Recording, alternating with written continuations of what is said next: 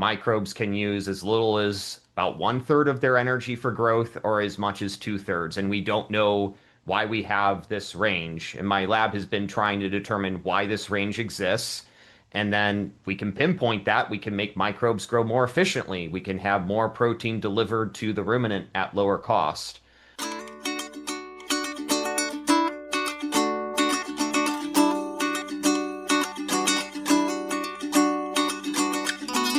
Welcome back, everyone, to the Dairy Science Digest. This is a podcast designed to bring the Journal of Dairy Science straight to the ears of dairy producers. I'm Reagan Bluhl from the University of Missouri Dairy Team, and with us today we have two authors, Dr. Benjamin Wenner with Feedworks USA and Dr. Tim Hackman, a research professor at the University of California. And this team took a deep dive into better understanding the microbial population that is responsible for the vast majority of the digestion from these beautiful bovine beasts. So, utilizing this in vitro technique, they wanted to better understand if fibers or sugars impacted the microbial population and therefore the protein offered to the cows. So these results were summarized in the featured article this month titled Mixed Rumen Bacteria Growth with Similar Efficiency on Cellulose and Glucose. Welcome, guys, to Dairy Science Digest. Thank you so much for joining us today to take a moment to describe your science. Could you please introduce yourself to the audience? Hello, I'm Tim Hackman. I'm an associate professor at University of California, Davis, Department of Animal Science. My lab studies ruminant nutrition and rumen microbiology. And I'm Benjamin Wenner, formerly with Ohio State University, where I was a teaching associate professor, and now I'm doing technical service for Feedworks USA. Very good. Amazing. So Tim is a previous lab mate of yours way back at Mizzou. I know how well studied you are, so this question might perhaps be the hardest one I ask all day. Could you please take a brief moment, like less than 2 minutes or so, to talk about key highlights of research projects that you've read through that you think has learned the most about ruminant nutrition and the rumen micro population over, say, the past 80 years? Okay, just a point of clarification, Reagan. You want me to, in 2 minutes, explain what? yes. So, like, 80 years? Yeah, exactly. Well, it was meant to be a bit of a joke because I know how well read you are. And yeah, it really, over the past 80 years, we still haven't figured out this black box, have we? Right? I mean, So you want me to go over like what the role of rumen microbes are and what the major knowns and unknowns are or something like that? Yeah, that sounds fabulous. You're on the clock, Tim. You're down to 90 seconds. All right. Yeah, so my lab studies the microbes from the ruminant because of how central they are in digestion of the cow. So microbes are responsible for breaking down feed, particularly the fibrous parts of feed in the rumen. And they have two major roles. One is to produce volatile fatty acids, which are absorbed by the animal for energy. And they make up a huge amount of that. Up to 70% of the animal's energy can come from the volatile fatty acids, the VFA, that microbes release. Yeah. And another role that they serve, which is relevant to this paper, is that they synthesize protein. So most of the protein that the animal digests doesn't come from the diet directly, but about 70% comes from microbes that are produced in the rumen. And we've understood that through all the study over the last 80 years, but there's still a lot of unknowns. We don't know why rumen microbes grow inefficiently, why they're producing this amount of protein, but they don't do it very efficiently. And so that's one gap that we're trying to fill with this paper. Beautiful. And, I just want to reiterate that, guys. Did you hear that we all know protein is probably the number one cost of your ration, and your ration is the number one cost of production. And he's telling you that 70% of that comes from the microbial population just flowing from the rumen for absorption. So what they're saying here is that they're trying to investigate a way to figure out how do we get these little bugs to grow better, more efficient, so that we can better fuel our animal. And that's what we're here to learn more about. And can you describe a little bit about the setup of an in vitro experiment? And for those of you that are new to listening to this podcast, you'll find that the featured article is actually linked at the bottom of the show notes. And there you can find on page 3 a beautiful color picture of your in vitro setup. So kind of talk us through what is an in vitro experiment and how did you structure this one? So we used an in vitro system. It is a way of studying digestion in the lab in a glass jar. And so what we have is a system designed by Ohio State. It consists of 8 glass jars that we fill with rumen fluid. And we can treat these just like a cow. We can feed it like a cow. We have to keep it heated like a cow. And by maintaining these conditions, very controlled conditions, we can study digestion in great detail. In this particular case, we wanted to measure the amount of bacteria that were growing in them and the efficiency with which we could do that. And that would not be possible with a cow, not in this level of detail and with these controlled conditions. I think one of the key features is because they're glass jars, you can actually measure true production, right? And you can capture a complete story of efficiency for net production rather than having absorption disappear through the rumen wall.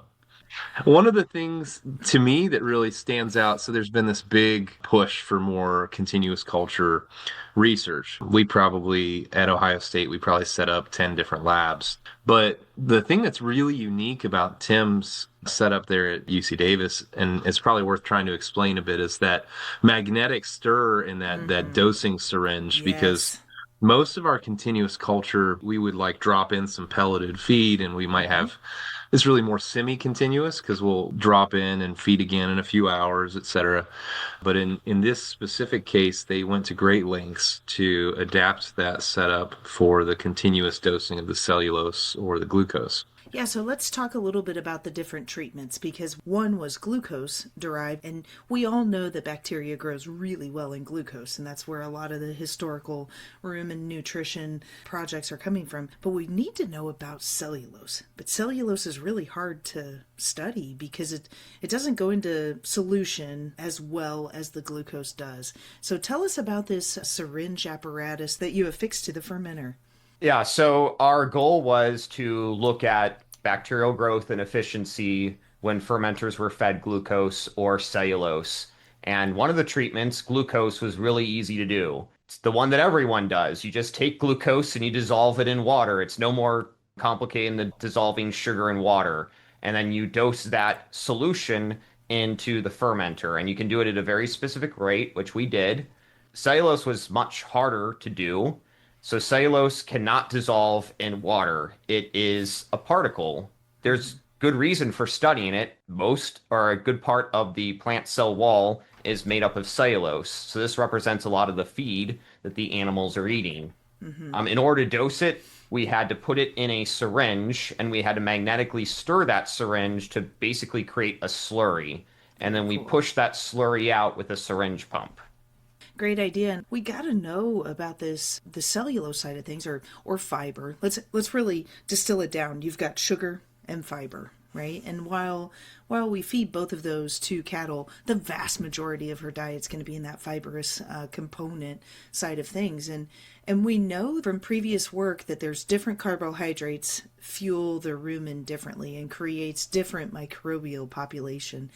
And then I was noticing in some of your previous work, Dr. Hackman, that excess carbohydrates can depress efficiency. So can you talk a little bit about why you chose this cellulose mix versus a different model? Why was this the next step? Yeah, so to provide some more context, we know that efficiency of growth in the rumen varies tremendously. It varies about twofold. Microbes can use as little as about 1/3 of their energy for growth or as much as 2/3. And we don't know why we have this range. And my lab has been trying to determine why this range exists. And then we can pinpoint that. We can make microbes grow more efficiently. We can have more protein delivered to the ruminant at lower cost.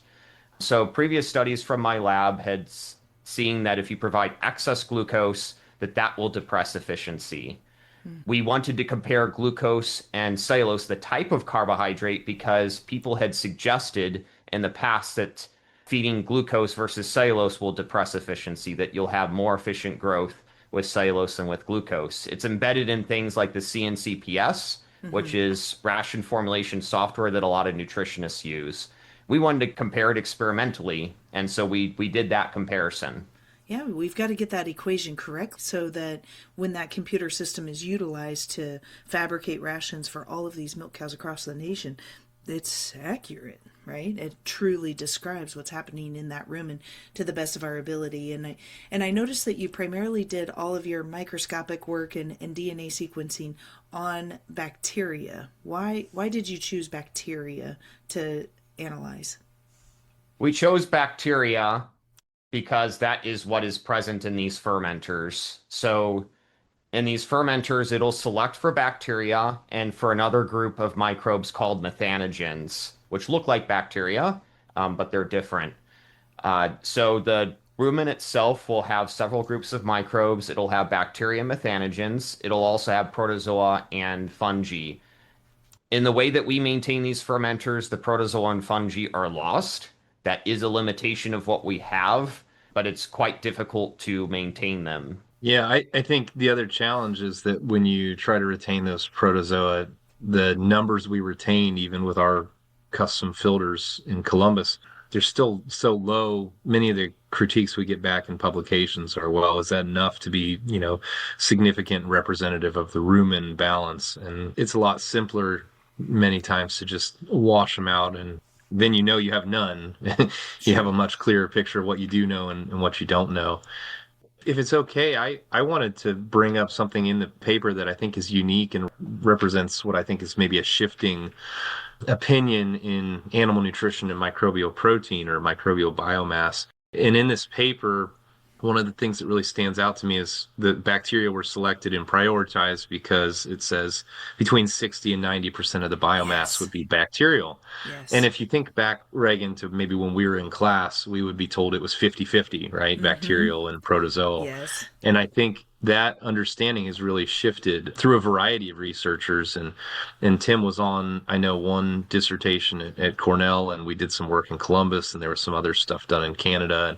And I don't know if Tim wants to elaborate on that at all, but I think we really overestimated for a long time protozoal biomass. Uh-huh. And the reality is that it probably contributes less total biomass to the, downstream digestive tract than we thought 30 years ago. That was the exact sentence that I was trying to tease out of the paper by the question, because I think that is a shift in old school thought process that I was taught so long ago. And so thank you for bringing that up. Tim, did you want to expand on that? Yes. So, yeah, historically, people had said that protozoa make up about 50% of the biomass in the rumen. A lot less would make it to the small intestine where there would be digested. Some people would say close to zero would flow to the small intestine. Our more recent understanding is that they make up less in the rumen, but they also make up more in the small intestine than what we thought. So in the paper, we say 60 to 90%. That Mm-hmm. is a range that sit comfortably with the reviewers, even though they objected to it at first. And in the small intestine, it's probably about the same too. So Mm-hmm. protozoa, they're less abundant than the bacteria. Their contribution is still there. Mm-hmm. I, on a mass basis, it's just a little less than what people originally thought. Good deal. And so I think what maybe many listeners might not understand is that to be an effective ruminant nutritionist, you really kind of got to be a biochemist also. And so understanding the biological pathways and how these tiny tweaks to one lever will make major changes to another. And so I was reading through the results and it found that elevated levels of acetate and butyrate were in the glucose model. And then when you shifted over to the cellulose fed jars, you found a slightly higher acetate propionate ratios. And so could you talk through this picture of fermentation and what does that actually mean to boots on the ground dairymen as far as what shifts would they see in their cow herd when you have these different levels in the rumen? If I can start, I think one of the challenging things, of course, is we have to step back and be realistic that the lab they're trying to build an understanding from the ground up, right? brick by brick. But we don't probably see any fiber sources in reality that are pure cellulose, right?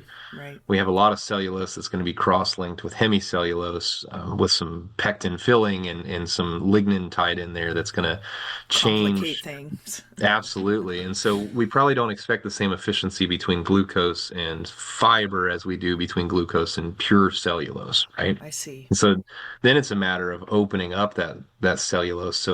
So the way I thought about it when I first looked at this, Reagan, and I think about going out and feeding cows, the way I would interpret it on the ground is the more I can open up the fiber, the more digestible that fiber is, and the inside of that fiber is open to microbial fermentation, the more likely that fiber fermentation will have similar efficiency and yield of microbial protein to my glucose sources, right? And then you can take that context and then look at the VFA and fermentation profile and start to ask yourself about bacterial specific responses to the substrate that drive maybe higher or lower propionate or some of your branch chains.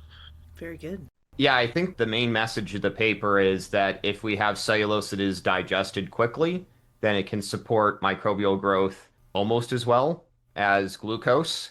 The other details in the paper are more for support. So we see a difference in the fermentation of these two sources, but I would emphasize that the microbial growth is probably the most important thing for producers.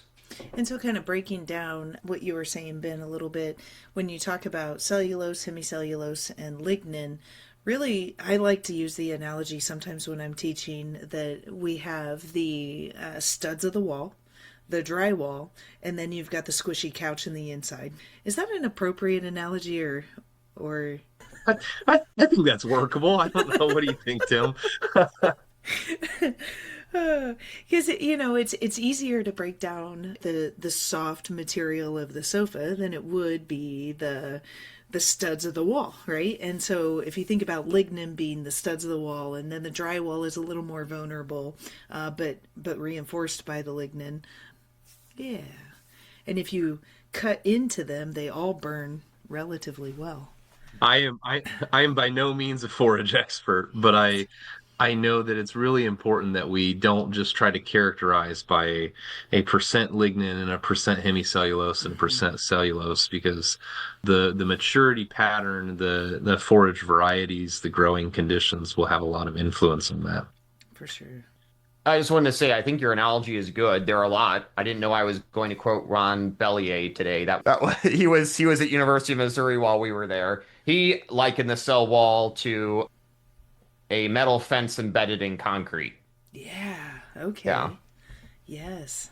Okay. So in the discussion, you talked a little bit about having a full picture of fermentation for the cellulose-fed fermenters, but maybe a less complete understanding of what that fermentation looks like for glucose. Do you want to go into some of the details about what are still some of the unknowns on the glucose-fed rumen versus the cellulose-fed? Yeah, so in the paper, we looked at the microbial population and fermentation at several different levels. At the end, what we did is we put our DNA sequences into a software program that my lab had developed to try to tease out how cellulose and glucose were being digested, which microbes were involved, and what products they were releasing. And for cellulose, there was good agreement between the predictions and what we saw and what we would have expected. We saw species of microbes that could break down cellulose, a breakdown product of that called cellobiose, and ferment glucose, and they're releasing products that were fairly close to the ones that we observed. For glucose, it was a little more complicated. There were some holes, ones that we still need to fill. So for glucose, they are producing an unusual product of fermentation called caproate. It's not found in the rumen typically, at least it's found at low concentrations, but it was in our fermenters, and we still can't explain why it was formed. We can't pin down a certain microbe that was forming it. Incidentally, in my lab, we're trying to isolate the microbe. We're trying to get that microbe into a single culture and determine which microbe is producing that. So it shows that we have gaps in our knowledge that we need to fill. the big black box. It's still a Yeah. big black room, and that we're, and I don't know if we'll ever get it figured out, but it's generations of ruminant nutritionists trying to do so. And I applaud you guys for your work on that. Yeah, I can't lie. When I was reading the paper, caproate, I had never heard of that even. Can you talk about what other situations does that show up? So in the rumen, it's a minor product at best. So people typically don't report it. It's either because they don't detect it at all, or it's so low that they don't feel compelled to report it. Basically, caproate is a longer version of acetate and butyrate. So acetate is the most abundant VFA in the rumen. That's what contributes the most energy to the cow. And then a longer version of that is butyrate. You add two carbons and you get butyrate. You add more carbons and you get caproate. We know that it is formed by certain microbes, both from the rumen and not from the rumen. We just don't know which one is forming it in this particular circumstance. So we don't know what we don't know. I think that's what I'm trying to say. Understood. Ben, you want to say anything about that? No, I just something that I think would really aid everybody as we look forward is this is an additional peak essentially that you can set up to measure on the GC. And part of what limits our knowledge is who's actually testing for it, right?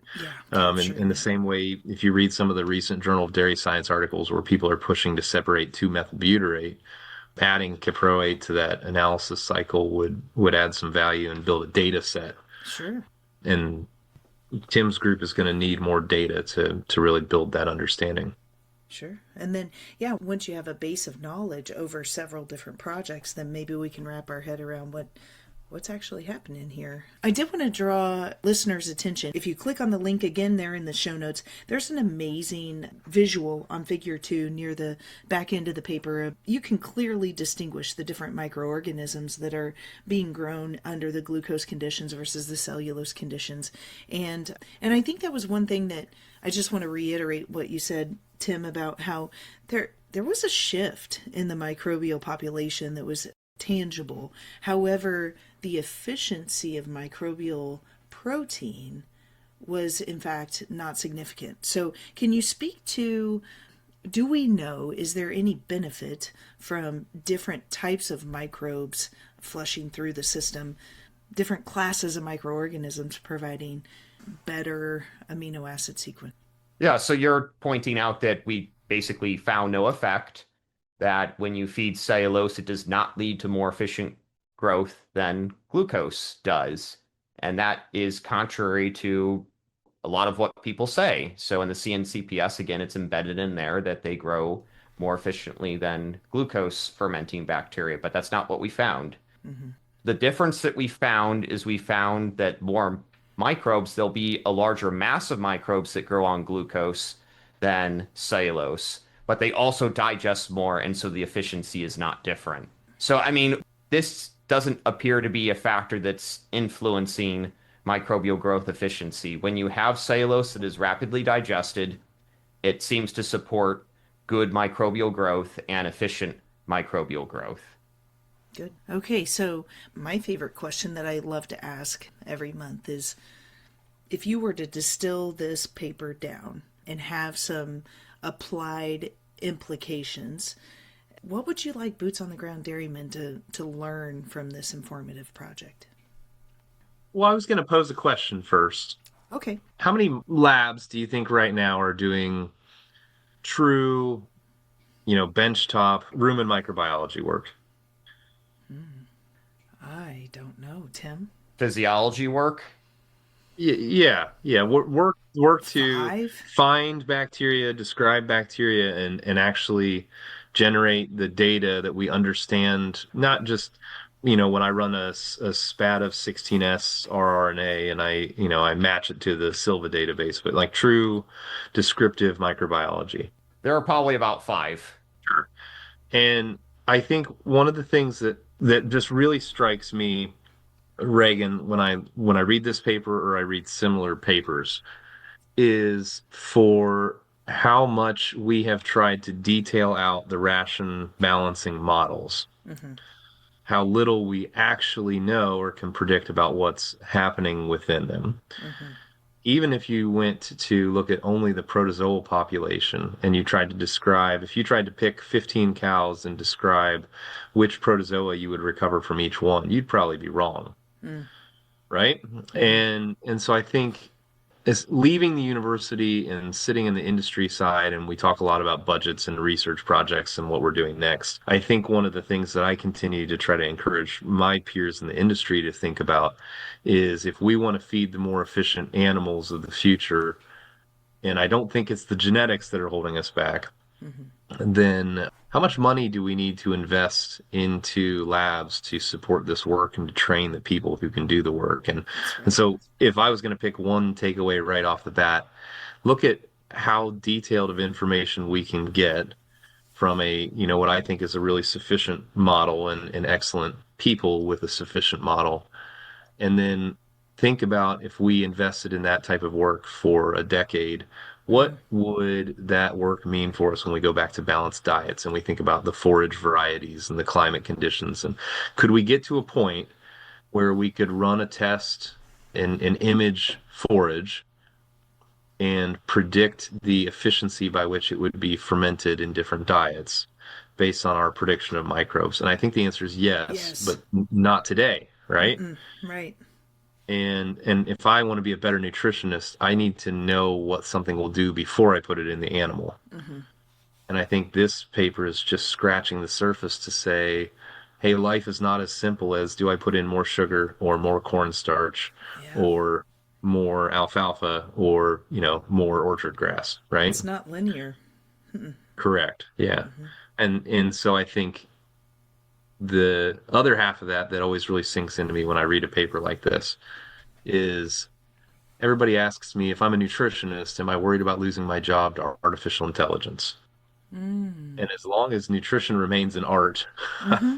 which it Right. truly is, Mm-hmm. because it's a nonlinear response, I don't think I'm at risk of being replaced by a computer in the near future. A computer can punch the keys if it was really just as simple as 20 grams of glucose and 30 grams of cellulose. But we're much more complex than that. And we need papers like this to build the structure, the building blocks, so we can make Right. that next big advancement in the industry.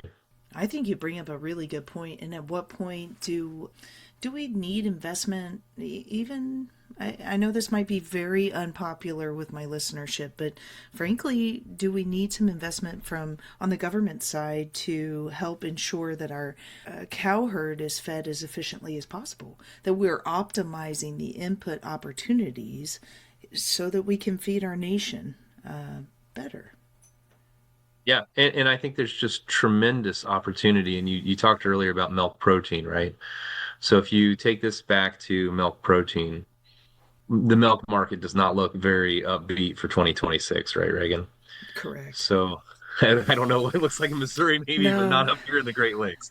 Yes. And and so we're going to be looking for ways to maximize what we can get from the diet without putting in our bypass proteins, without putting in, additional soybean meal or even making some shifts to distillers. And so you have to ask yourself, how much can I how much, if I focus on fiber digestibility, how much microbial protein could I get out of that priority for myself in a down milk market? Or And I think that's something or people need to said the think about. same way, like how much protein, expensive protein, can I remove? Right? I mean, it's Yeah. yeah, good, good. All right. Any last minute words of advice from you, Dr. Heckman? I was going to say, I think the takeaway here, or the way that this can benefit producers, is by improving ration formulation software. So it shows that what we have in ration formulation software is not correct and that we need to correct it. Mm-hmm. I wish it were as easy as saying, feed more molasses, feed more alfalfa, whatever. But as Benjamin said, it's not that simple. It's not as simple as replacing one ingredient with another. But this can be applied directly Mm-hmm. by improving ration formulation software by updating a parameter from 1992 that Mm-hmm. is plain wrong and Mm-hmm. putting Yep. in the measured value that is correct under these conditions. Fantastic. Yes. And, we waited, 20 years to get the new edition of the NRC, but yet every year we add knowledge to that base of information. Yeah. And so thank you for the science that helps advance our industry forward to best understand how to do day to day right. So, Tim and Ben, this has been a great discussion, and I thank you so much for your time and your willingness to share this deep dive into rumen fermentation. I know that this will help dairy producers better visualize what's actually happening in that black box when they make those ration changes. And listeners, I applaud you for taking time out of your day to listen, to really truly deepen your knowledge of ruminant nutrition, recognizing that feed is so expensive and it's such a large percentage of the cost of production. So it's important for you to educate yourself on this topic. I've really enjoyed this discussion, and I'm eager to watch the research continue to better classify what is actually happening in the rumen that I like to call the black box. So I've learned a lot, and this has been the January edition of the Dairy Science Digest, which is a monthly podcast project designed to bring the Journal of Dairy Science straight to the ears of producers. So it's sound science that you can base your management decisions around, provided to you by your University of Missouri dairy team. So please be sure to like, share, and subscribe to get future editions straight to your cell phone. This is Reagan Bluell with the Dairy Science Digest, and I hope you have a great